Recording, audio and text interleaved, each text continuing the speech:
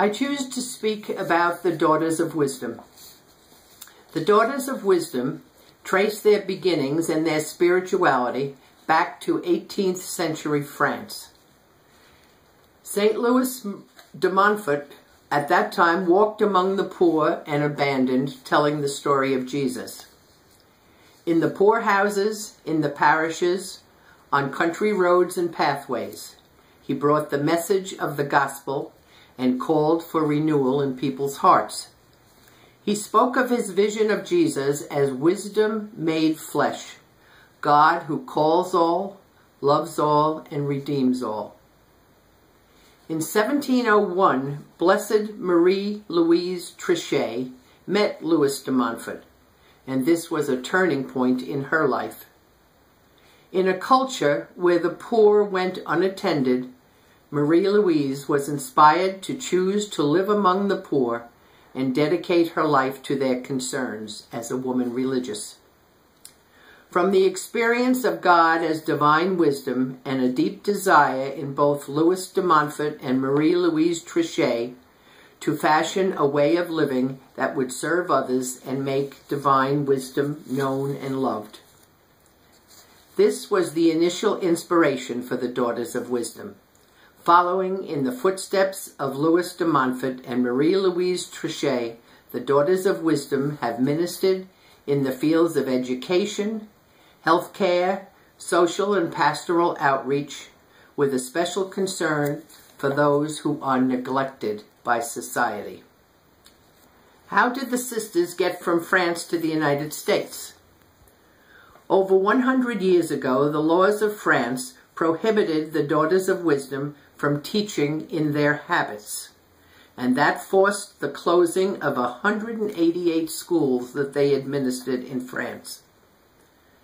Searching for new ministries in new and unexpected places, the Daughters of Wisdom arrived in northern Maine in 1904.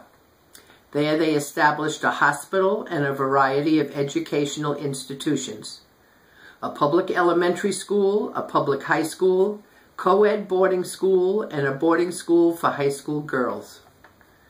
That same year, the Bishop of Brooklyn confided a parish in Ozone Park in Queens to the Montfort missionaries.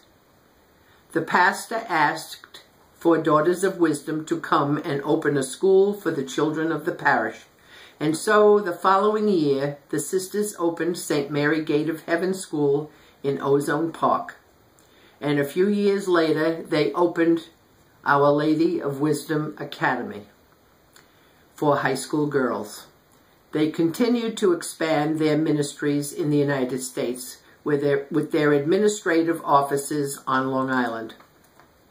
The Daughters of Wisdom presently minister to the people of God through education, healthcare, spirituality, and the arts, always mindful of their commitment to serve people, especially women and children who are experiencing injustice, violence, poverty, and oppression. Sisters from the U.S. province currently serve in 12 dioceses in the United States. I had the privilege of attending Our Lady of Wisdom Academy from years 1948 to 1952. When I was a junior, I had a nun by the name of Sister Mary Antoinette. She was also my senior chemistry teacher. Sister Mary Antoinette was one that none of us will ever forget. She was the most joyful person I think I have ever met. She would come into the classroom in the morning singing. And in our morning prayers, she always said, "Girls, please ask the Lord to send me to the mission field."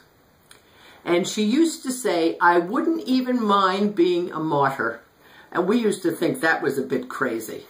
I can remember thinking to myself, because 17 of the 52 girls in my class entered the convent, I can remember thinking, "I love you, Lord, but I don't want to be a nun, and I certainly don't want to be a martyr." But Sister Mary Antoinette was just such a joy. She was just filled with life. Well, anyway, in 1952, after we graduated in June, and in September she was called into the mission field, and she was overjoyed. And she was there 6 years. And in the 6th year, she got one of her wishes. She was martyred. It was the days of Patrice Lumumba and a group of rebels that remind me now of Boko Haram and that terrible group over there in the Middle East.